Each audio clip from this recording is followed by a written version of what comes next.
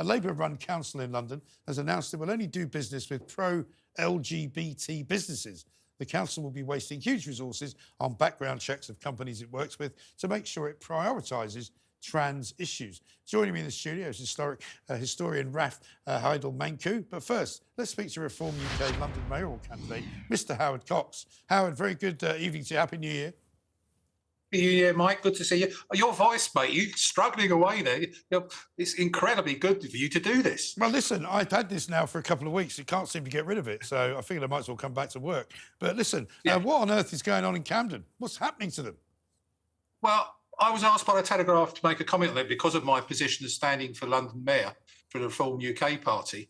And I just couldn't believe it, that they was asking suppliers to the council to make sure that they have LGBT inclusion values in place. If they didn't have them in place, they couldn't supply. So they weren't judging them on the quality of their product or the service. They were talking about fundamentally a private matter. You know, I'm fed up with this LGBT thing. I don't care who is LGBT. Good luck to them. They can do what they want. But this is a private matter. It shouldn't be impacting on council services. No, it shouldn't. And presumably it will also mean that whoever they deem to be worthy under their new sort of rules of engagement, those companies will likely make more money than other companies who might be not quite so trendy.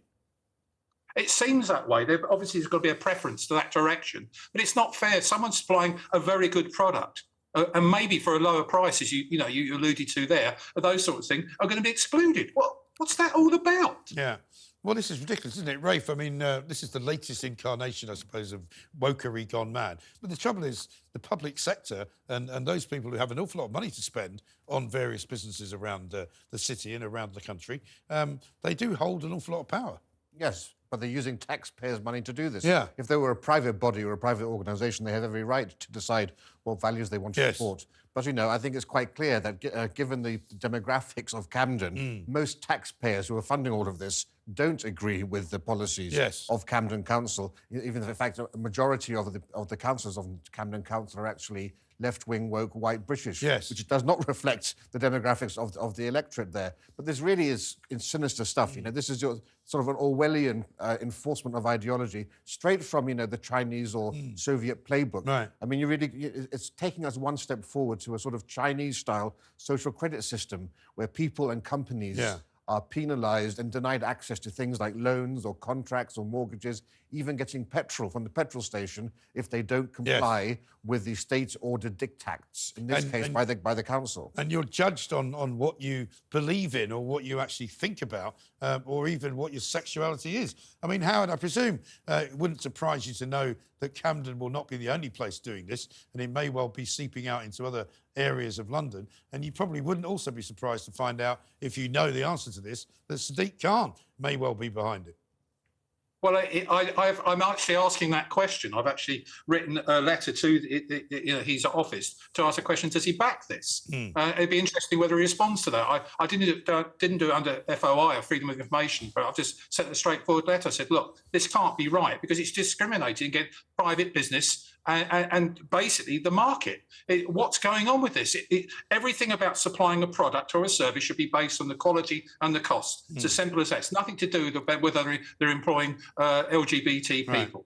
And presumably this comes down to procurement of things like, you know, contractors to do painting in the area, or contractors to do, you know, collecting children from school, taxi companies that take kids to and from school who might be seen as truant possibilities.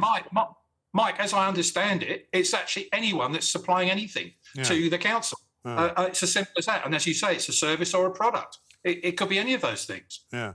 And a key thing to say here, actually, this isn't about LGBT, this is about T. Yeah. I mean, no one seriously thinks that in 2024, companies are homophobic in Camden. I mean, that's for the birds. Right. What we are talking about are companies that are trying to, in one sense, protect women's spaces from men who just choose to self-identify as male, and for that they're going to be penalised by Camden Council. I mean, you know, councils have no duty or responsibility to be involved in values. As Howard says, this is about services, providing them efficiently and at a good value for money.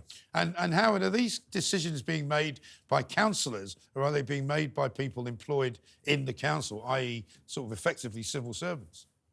Well, your guess is as good as mine, but I should imagine there are some of these woke people that are in place now, very left-wing people, left-wing spads, those sorts of people who are actually advising these councillors and probably saying, bear in mind, most of these councillors are left-wing too, Mike. Yeah. I mean, I would suggest that actually it's a complete and utter group of people that are very much left of communism to me at the moment. Yes. Well, you would say so. And Rafe, I mean, sometimes we think we may be getting on top of this woke madness, but every now and again you hear a story like this and you wonder actually if it will ever go away. Now, we've had some victories in 2023, but yes, woke madness is carrying on as ever and is being enforced. You know, we're living in an age of a new morality and Puritanism. Yes, it is. Just like it the is Victorians, a you Puritanism, know, isn't it? the Victorians were moralistic and Yeah. puritanical, and we're having just the same things now. And of course, we even saw it. There's this constant lecturing. We had it during the New Year's Eve fireworks. Yeah. I mean, I saw it from a Oh, my rooftop, and I God. thought it was great. Then I watched it on television, when I could hear the messages, and I Yeah. thought, my God, what an appalling thing! And you're seeing it now in councils. You know, it's virtue signalling of the worst kind. Because, of course, we all really know that businesses aren't homophobic. They're actually spent, but councils want to appear virtuous. Yes. So they're going after the easy issues. Whereas, of course, we know if you really want to stop homophobia in London, there are far bigger issues that are at play here, not Yes. businesses. Well, there are. And Howard, I mean, I don't know whether I wouldn't expect you to know the law around this, but if you were a supplier who's somehow now banned from supplying whatever it was you used to supply to Camden Council because you're not thought to be trans-friendly enough, there might well be a lawsuit you could bring against them. Well, I was going to mention that, exactly that. If I was in their position, I hope there's some solicitors around the place who will actually get a thing together to protect suppliers in this situation. Rest assured that when I'm elected as Mayor of London, I can assure you that this is all going to stop. Yes, well, you'd like to think so. But, I mean, you know, they also put the public purse in jeopardy, don't they, Rafe? Because, you know, what we know, for example, about the NHS and the strikes that are going on is that there's an awful lot of money wasted in negligence lawsuits, in paying off of people because they've got something wrong. And the same could happen here, where half the council's money can actually be paying out people who have been wrongfully discriminated against. Well, you can easily see Exactly. big lawsuits coming here. And of course, we also have to consider how much are these diversity officers who are actually enforcing this and creating these stupid policies being paid. But, you know, at the end of the day, you have to actually ask, how are these even going to be enforced? Well, how do you determine if a company is LGBT plus friendly? I mean, are you just going to have to put, you know, trans people, send them in as employees, send them into every shop to try and test what's going to happen? I mean, as I understand it, guys, what I understand, they have actually saying they're going to have the right to actually review their employment records, all the sorts of things like that, the human resource, the way they handle the human resources, they will have the right to examine those records. Surely that's wrong. Well, of course it's wrong. And I mean, any kind of enforced, I would say, sort of political correctness is bound to be illegal as well as, you know, morally questionable.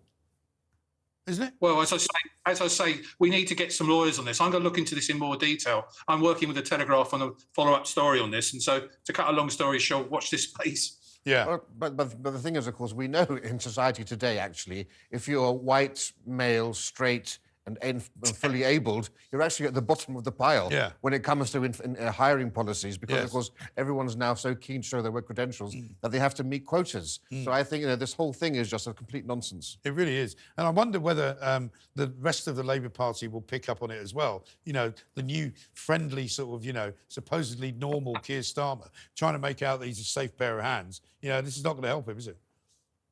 Well, I mean, the interesting thing is, if I was a company, I said, "Look, I've had a good year of profit here. I'd like to donate some things completely free to help you, because you know, most councils are in at the moment. And they have it free. Are they going to come back and say, no, I'm not going to take it because you don't have this LGBT inclusion statement in your policy statement?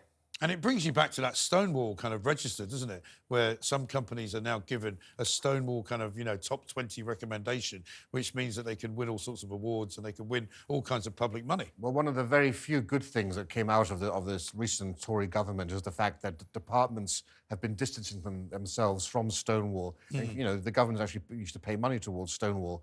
But, of course, if you thought Sadiq Khan was bad at the fireworks, if you think Camden Council is bad, just wait till Labour gets in, right? Because all these things are just inklings. These are all just a little inkling, a little window in what's going to happen. Anyone who thought that the last few years of wokery were bad under the Tories ain't seen nothing yet. Well, I think that would be the major worry. Listen, Howard, well, let us know how you get on. We'll be very interested to see what the follow-up scenario is with yourself and the Telegraph. Thank you very much indeed.